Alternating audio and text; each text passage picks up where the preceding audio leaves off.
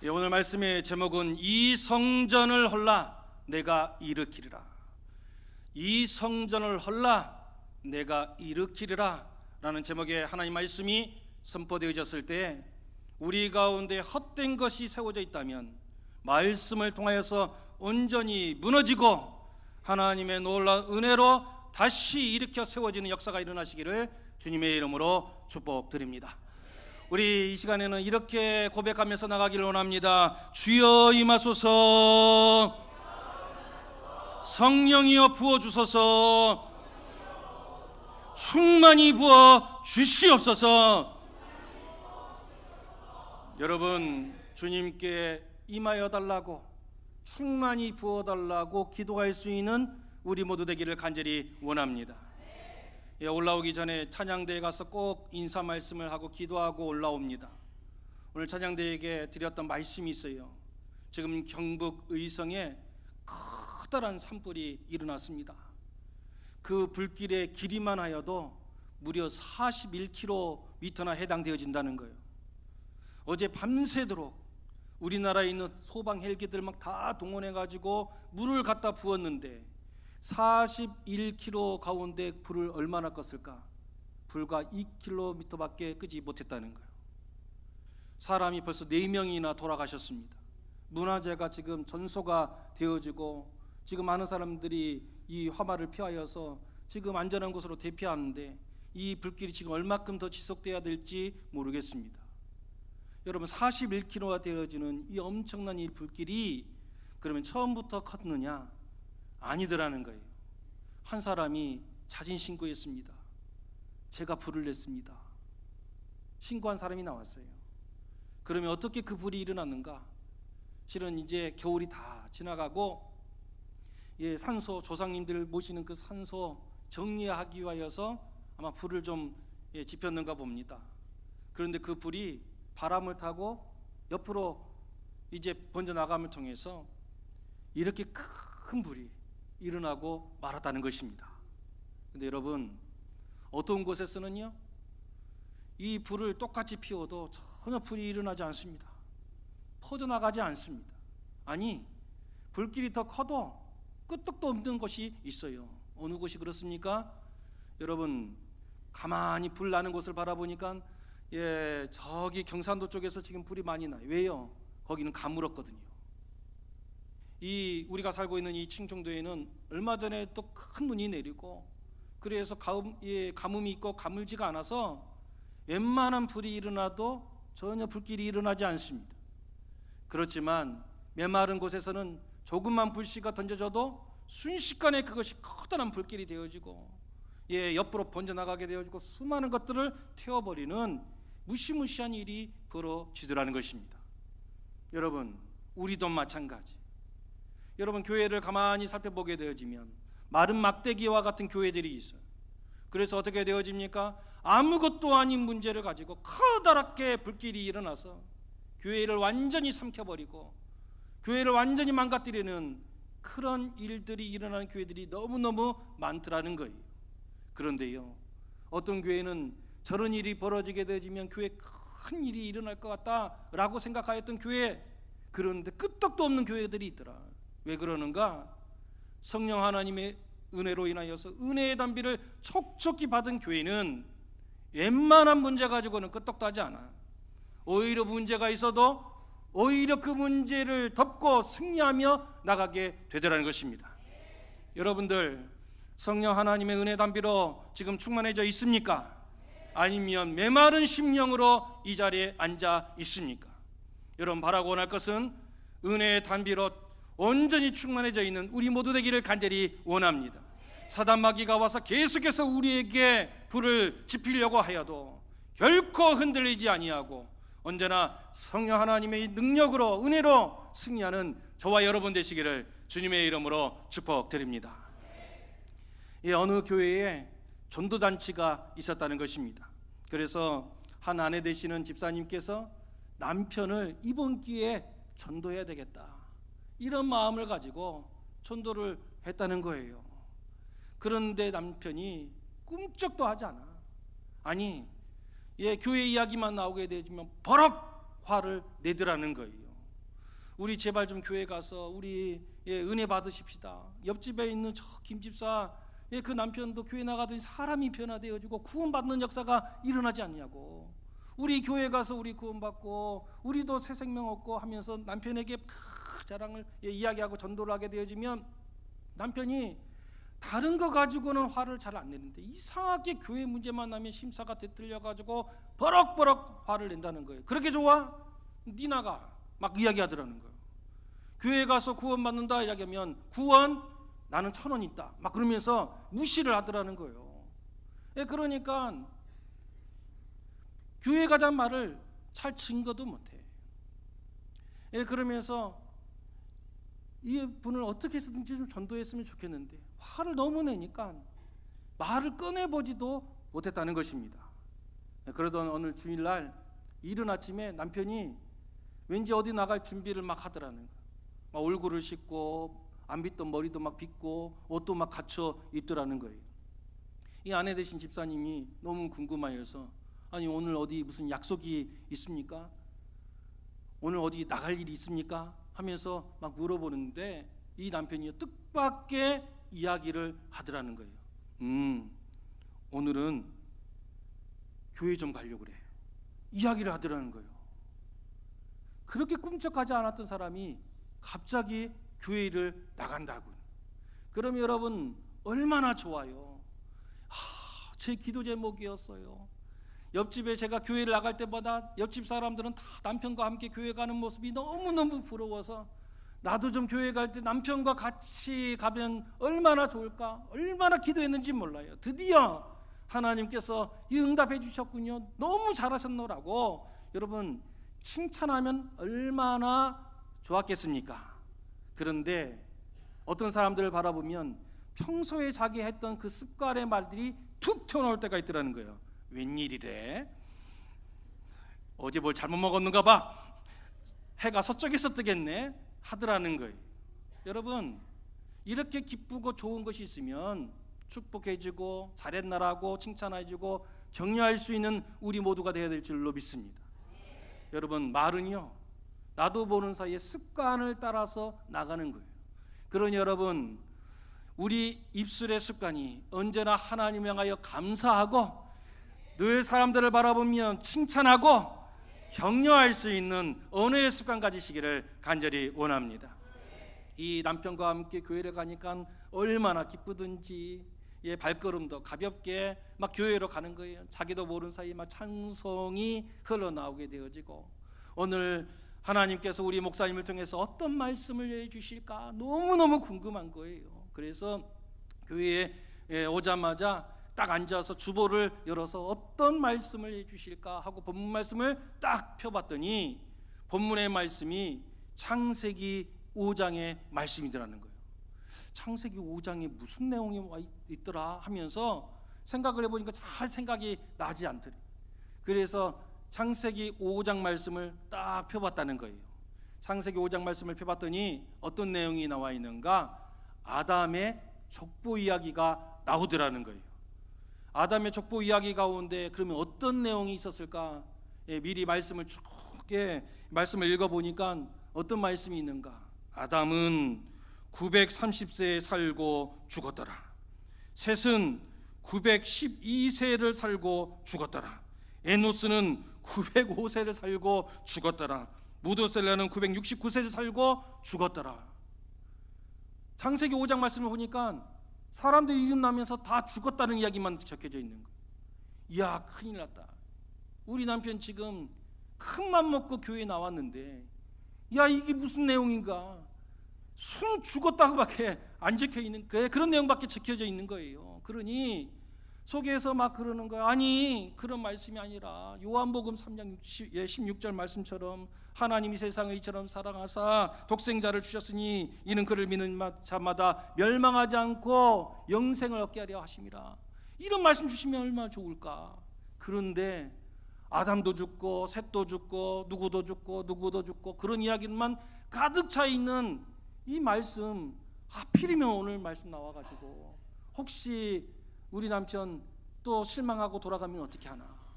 그러나 우리 목사님은 늘 긍정의 말씀을 선포하시고 늘 좋은 말씀을 선포해 주시는 목사님이니까 그래도 좋은 말씀 해주시겠지 하고 걱정 반 기대 반 설교 말씀을 드렸다는 거예요.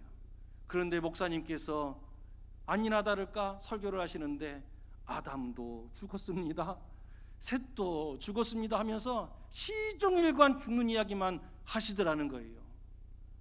이 아내 되신 집사님이 너무너무 낙심이 되어져서 큰일 났다, 이제 우리 남편 다시 교회에 안 나오겠구나, 이런 생각을 가지면서 너무 속이 상해서 문을 열고 이제 예배 끝나고 나가려고 하는데 남편이 놀라운 반응이 일어나더라는 거예요. 남편이 주섬주섬 챙기더니 아내에게 이렇게 이야기하더랍니다. 여보, 교회 등록합시다. 깜짝 놀란 거예요. 아니, 나같이 오래 교회 다닌 사람도 오늘 말씀 듣고 맨날 죽는 이야기밖에 안 나와서, 아니 나는 은혜도 잘 못 받는 것 같은데 어떻게 이런 이야기를 듣고 등록을 했을까 너무너무 궁금하여 가지고 남편에게 물었다는 거예요. 아니 왜 등록할 생각을 했냐고, 어떤 말씀이 그렇게 은혜를 받았길래 오늘 등록하냐고. 남편이 이야기합니다. 오늘 말씀을 들어보니까 하나같이 다 오래 삽디다. 다 900살 다 넘읍디다. 그런데 900살을 넘게 살아도 결국에는 다 죽을 때가 이르게 되더라. 그러면 나도 어느 시점이 되면 죽을 거 아니요. 그러면 내가 죽을 준비를 지금 다 했나? 가만히 생각해 보니까 죽을 준비를 하나도 해놓지 않았다는 거예요. 그런데 오늘 목사님이 말씀 가운데 들어보니까 죽을 준비를 한다는 거예요. 그런데 그 죽일 준비는 장례 비용을 얼마나 많이 만들어놨는가, 어디 상조회사에 가입을 했는가, 그런 것이 아니라 정말 죽을 준비하는 것은 예수님 믿는 것이다.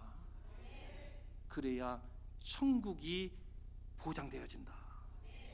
그래서 가만히 생각해 보니까 나는 죽을 준비 하나도 안 되어 있는데 예수 믿게 되어지면 천국 간다고 하는데, 그러면 나도 죽을 준비하면서 예수 한번 믿어보려고 등록하기로 결정해놓으라고. 여러분, 우리 가운데도 이런 역사가 일어나게 될 줄로 믿습니다. 여러분, 우리 생각에는 축복의 말씀이 선포되어야 그 사람 마음이 변화될 거라고 생각해요. 그런데 여러분, 하나님께서요 어떤 말씀으로 어떻게 역사하실지 우리는 알 길이 없습니다. 그래서 예수님께서 뭐라고 말씀하셨어요? 와서 보라 말씀하여 주신 것입니다. 우리 생각에 이렇게 하여야 은혜 받고 등록할 줄 아는데, 이렇게 하면 안 될 줄 아는데 아니라는 거예요. 어떻게 역사가 일어날지 모르니 너는 가서 와서 보라 말하기만 하라는 것입니다.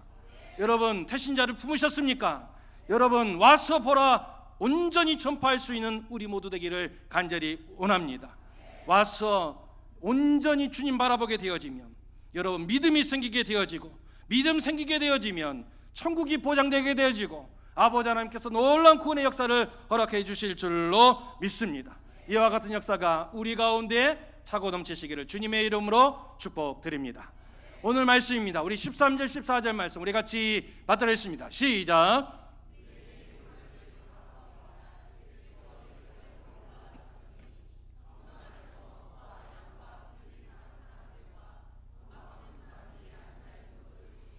아멘. 오늘 말씀 13절 말씀을 바라보니까 우리 예수님께서 유대인의 유월절을 맞이하여서 예루살렘에 올라가셨다는 거예요. 근데 실은 여러분, 우리 예수님만 이 예루살렘으로 올라가신 것이 아니라 유대인이라고 하는 모든 남자들은 어느 곳에 있다 할지라도 이 유월절을 맞이하게 되어지면 예루살렘을 향하여서 올라오게 되었다는 거예요. 그러면 왜 유월절이 되어지면 이 유대 남자들이 다 예루살렘을 찾아서 올라오게 되어졌는가? 그것은 하나님의 말씀이었기 때문에 그렇습니다. 출애굽기 12장 11절에서 14절까지 말씀해 보면 하나님께서 이렇게 명령하십니다. 다소 길지만 우리 같이 받들었습니다. 시작.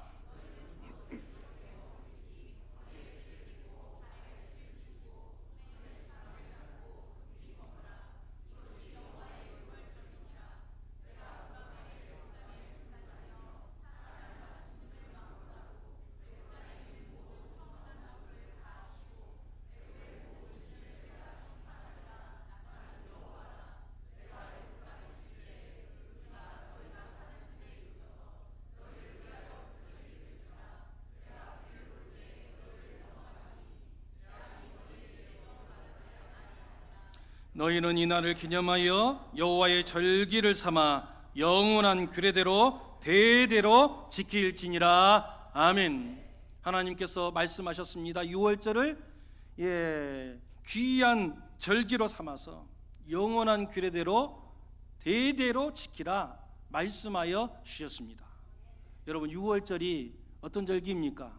1월, 2월, 3월, 4월, 5월, 6월 그런 절기입니까? 아니요. 여기서 말하는 유월이라고 하는 것은 우리가 담을 넘어가는 것을 월담이라고 얘기합니다. 북으로 넘어가면 월북이라고 이야기해요. 그 월, 넘어갈 월자를 쓰는 거예요. 그래서 영어로 하게 되어지면 패스오버라고 이야기하는 거예요. 무엇을 넘어가느냐? 하나님께서 430년 동안 종살이하였던 이스라엘 백성들을 구원하시기 위하여서 애굽을 내리치셨습니다. 내리치시는데도 불구하고 이 애굽 사람들이 깨닫지를 못해. 바로가 깨닫지를 못해. 그래서 마지막으로 하나님께서 10번째 재앙을 내립니다. 죽음의 사자를 보내서 모든 집들을 내리치게 하시는 거예요. 그런데 하나님께서 이 심판, 죽음의 심판을 내리는 가운데서도 하나도 털끝 하나 손대지 않는 집들이 있더라는 거예요. 그 집이 어디였습니까?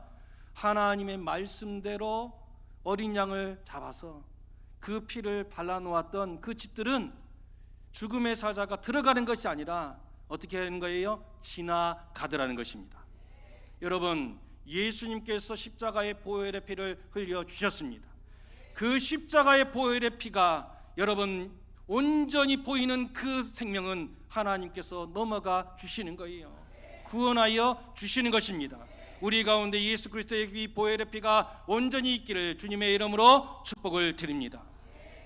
여러분, 바로 이 유월절, 죽음의 사자가 넘어간다고 하였던 이 절기를 대대로 지키라 하나님께서 말씀하여 주셨습니다.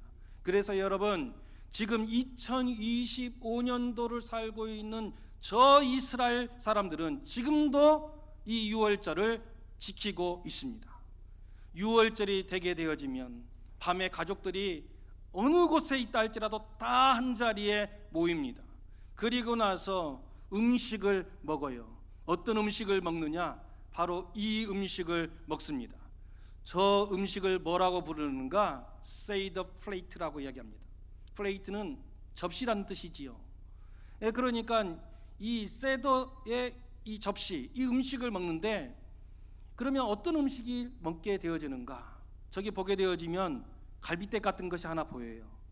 어떤 고기일까요? 양고기예요. 양고기. 왜 양고기를 먹어요? 6월절에는 무엇을 잡아요? 양을 잡는다 그랬잖아요. 그래서 양고기가 올라옵니다. 옆에 보게 되어지면 어떤 파란 나물 풀이 하나 올라오지요. 쓴맛을 내는 것입니다. 하나님께서 그때 급히 먹으라면서 쓴 나물을 먹으라 이야기했기 때문에 그것을 따라서 지금도 쓴 나물을 먹습니다. 그 옆에 보게 되어지면 달걀같이 생겨져 있는 것이 있는데 달걀이 아니고 무엇인가 마차라고 하는 것입니다. 우리말로 하게 되면 무교병입니다. 누룩이 들어가지 않는 맛없는 그런 누룩, 그것을 가지고 이 접시 위에다 올려놓고 이 모든 가족들이 음식을 먹는 거예요. 그러면 어린 자녀들이 물을 거 아니에요.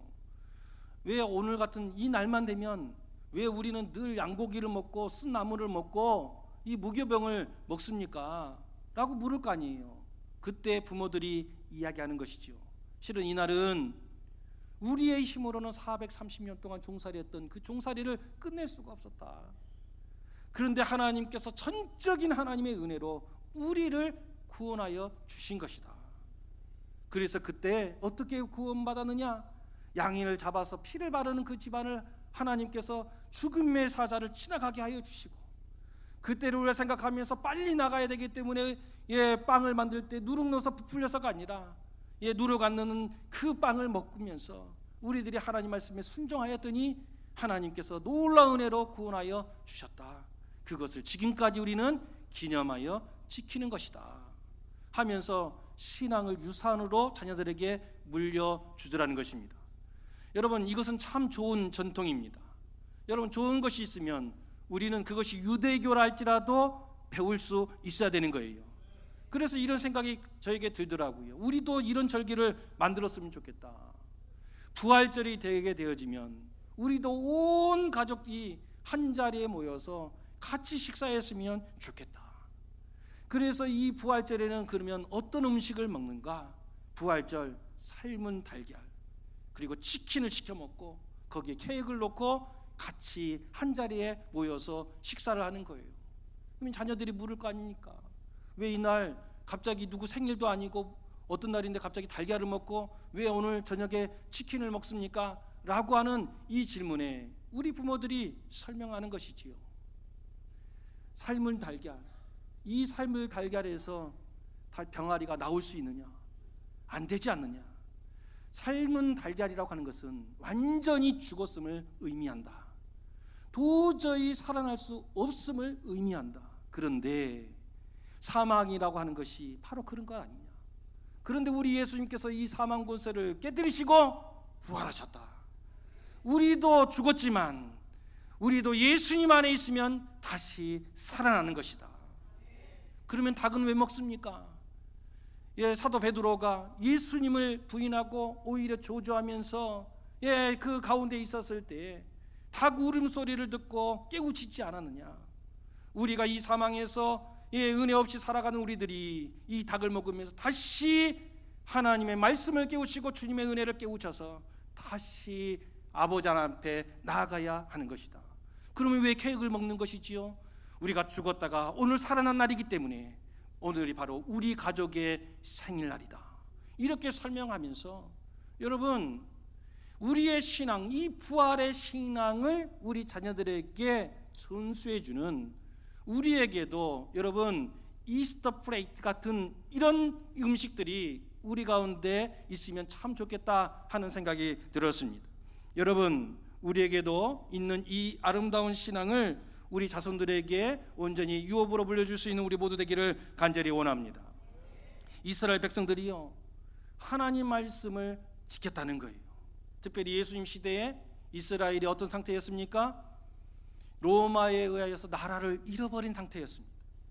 나라를 잃으면은요, 그 잃어버린 나라 백성들은 고달픕니다. 세금을 얼마나 많이 걷어가는지 살 길이 없는 거예요.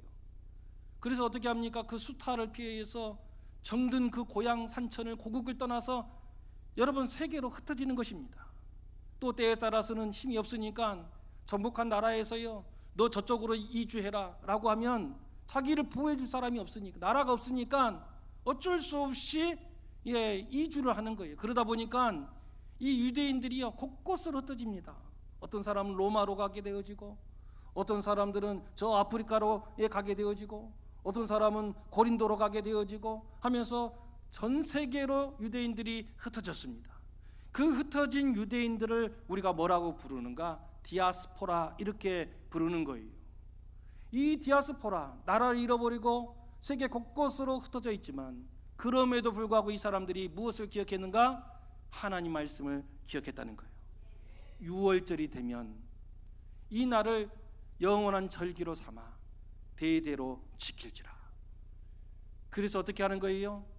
6월절이 되면 로마에 있어도 예루살렘 향해서 성전을 향해서 나아갔다는 거예요. 저 아프리카에 살고 있어도 여러분 이 예루살렘을 찾아서 몰려왔다는 거예요. 그러면 얼마나 몰려왔는가? 이 모든 자료를 살펴보니까요, 예수님 시대에 6월절을 지켰던 인원이 얼마나 많았는가? 6월절에 무려 220만 명이 몰려들었다는 거예요. 별로 놀라시지도 않네요. 여러분, 우리 군문화 축제할 때 사람들이 몰려와요. 그래서 몇 명 채웠다는 거예요? 막 100만 명 채웠다 막 그런 이야기 하지 않습니까? 지금은 차가 있어서 금세 올 수 있어요. 그러나 여러분, 이전은 어떻게 올 수 있습니까? 걸어와야 된다고요.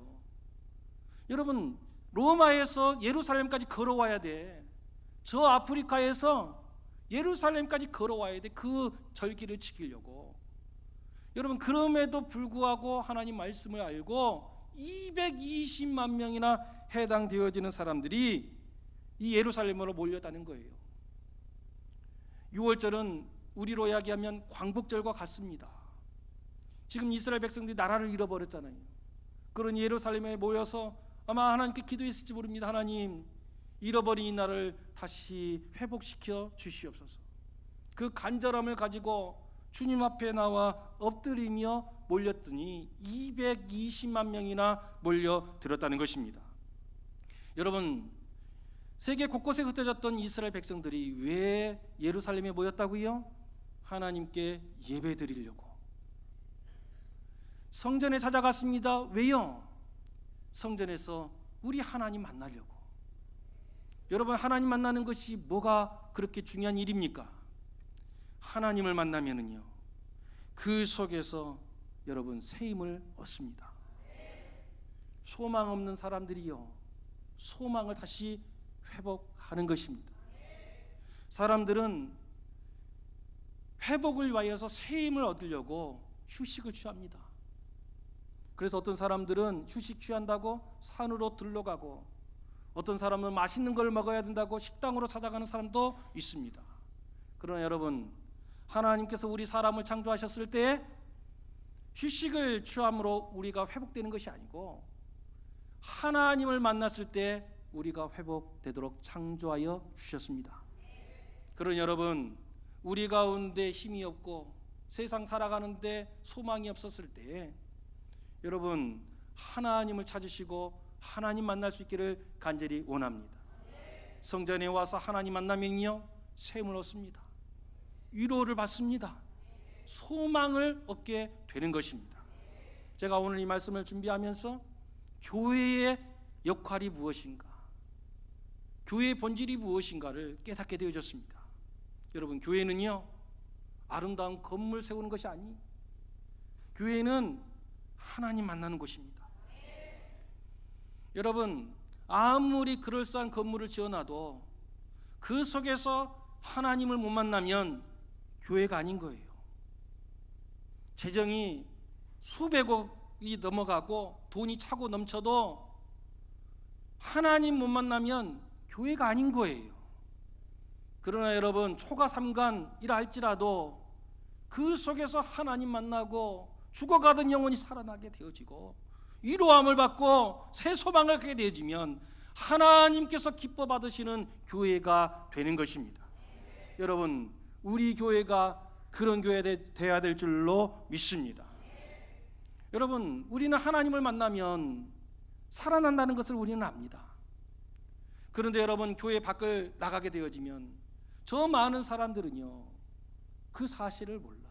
아니, 지금 자기들이 죽음을 향해서 지금 달려가고 있는다는 이 사실, 아니 이미 죽었다고 하는 사실을 알지를 못해. 자기가 죽은 줄을 모르니까 어떻게 하면 사는지에 대해서 궁금해 여기지도 않아. 어디로 가야 사는지도 모르더라는 거예요. 그러나 여러분, 우리는 이미 하나님께서 은혜 허락하여 주셔서 여러분, 우리는 어디를 가야 사는지를 압니다. 누구를 만나야 사는지도 압니다. 근데 여러분, 알고 있는데 이것을 알려주지 않으면 어떻게 될까요? 사는 방법을 아는데 사는 방법을 전해주지 않으면 어떻게 될까요? 제 아들이 지금은 대학을 졸업해서 지금 대학원에 진학을 했습니다. 근데 이 아들이 6살이 되었을 때에 제가 건대 입구 근처에 살고 있었습니다. 서울은 놀이터가 그렇게 많지가 않아요. 그런데 때마침 그 인근에 아주 좋은 아파트가 들어섰습니다. 거기에 윤도현 밴드, 윤도현이 살 정도 좋은 집입니다. 그 윤도현이 제가 봉사했던 그 교회 집사님이었거든요. 아무튼 그 좋은 아파트가 들어섰어요. 그래서 이 아이가 뛰어놀아야 되는데 저는 뭐 사역을 나가고 제처 사모도 바쁘고 그래서 저희 장모님이 할머니가 와서 이 아들을 데리고 산책을 나가면서 놀게 해준 거예요. 그러면서 어디로 가는가?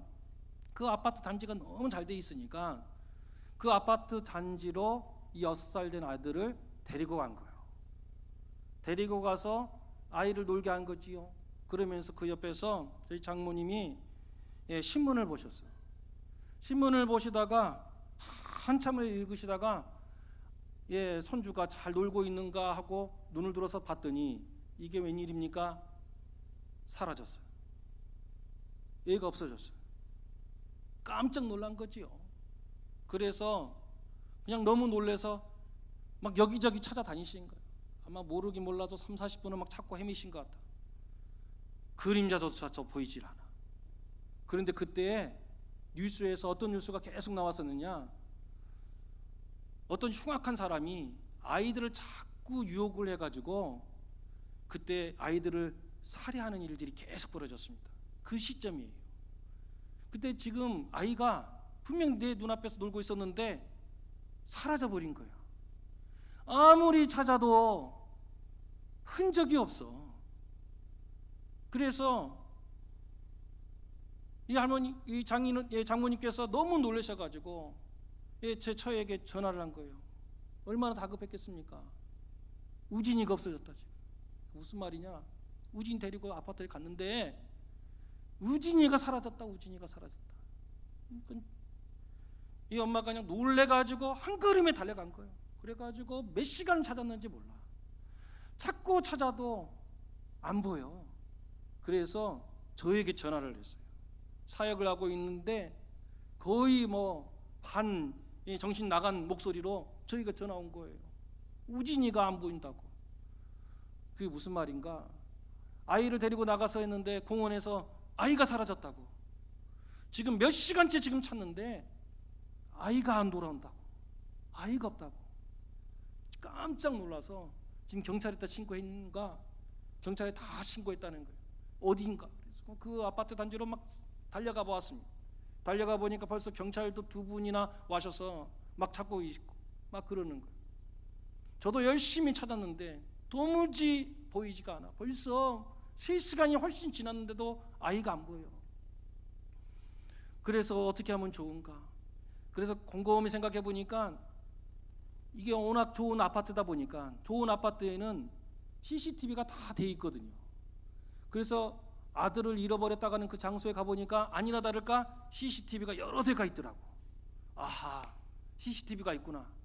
그러면 이 CCTV를 관리하는 통제실에 가보게 되어지면 그 녹화본을 볼 수 있으면 아이가 어디로 갔는지, 혹 누가 데리고 나갔으면 누가 데리고 나갔는지를 알 수 있겠다 싶어서 경찰 2분과 함께 그 CCTV 관리하시는 그 통제실에 가게 되어졌습니다. 가서 막 이야기를 했어요. 아이가 지금 몇 시간 전에 사라졌는데 그 장소에 CCTV가 있습니다. 그 CCTV 그 시간에 그 아이가 어떻게 했는지 한번 볼 수 있었으면 좋겠습니다. 막 이야기했더니 이분이 그러는 거예요. 보여줄 수 없습니다. 아니 왜 보여줄 수 없습니까? 지금 애가 사라졌다니까요. 좀 애가 어떻게 됐는지만 궁금하니까 좀 보여주시라고. 여기 경찰분도 계시잖아요. 제가 다른 사람이 아니고 아빠인데 좀 봐야 되겠습니다 이야기하는데 경찰이 와도 안 된다는 거예요. 개인정보법에 의하여서 사생활을 함부로 남에게 보여줄 수 없다는 거예요.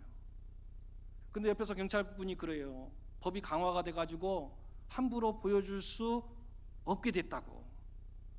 아무리 이야기해도 안 된다는 거예요. 근데 시간은 자꾸 흘러가니까 어쩔 수 없이 또 나온 거예요. 얘가 어디로 갔는가 또 살폈는데 이제 해가 져가지고 뉘엿뉘엿 까맣게 되어지는 거예요. 그래서 다시 찾아가서 이 CCTV 관제실에 통제실에서 또 이야기했습니다. 아니 그러지 말고 지금 밤이 됐는데 지금 아이가 지금 사라진 지가 지금 6시간이 지났는데 여기에 단서가 있을 것 같으니 좀 제발 좀 보여달라. 저는 다른 사람의 사생활 아무 관심이 없으니 좀 보게 좀 해달라. 끄떡도 하지 않아요. 안 된다는 거예요. 못 보여주겠다는 거예요. 이렇게 해도 안 되고 저렇게 해도 안 되고 자꾸 안 된다는 거예요. 그러니 순간 아버지의 입장에서 제가 화가 났습니다. 버럭 화를 냈어요. 제가. 아니 지금 몇 시간째 이야기하는데 안 되는 이야기만 하십니까? 그러면 어떻게 하면 되는지를 이야기해 주셔야 될 거 아닙니까? 그 CCTV 보는 거 어떻게 하면 볼 수 있습니까? 막 이야기했더니 책임자가 있다는 거예요. 그 책임자의 허락을 받아오면 보여준다는 거예요. 그래서 제가 막 화를 냈어요. 그 책임자가 누구냐? 어디 계시냐? 그러면 그분의 전화번호 알려달라, 계신 곳을 알려달라. 그러면 내가 지금 가서 허락을 받아오겠다. 막 이야기를 했어요. 한참을 이야기하니까 여러분 그 다음에 대답이요 더 화를 내게 만들었어요.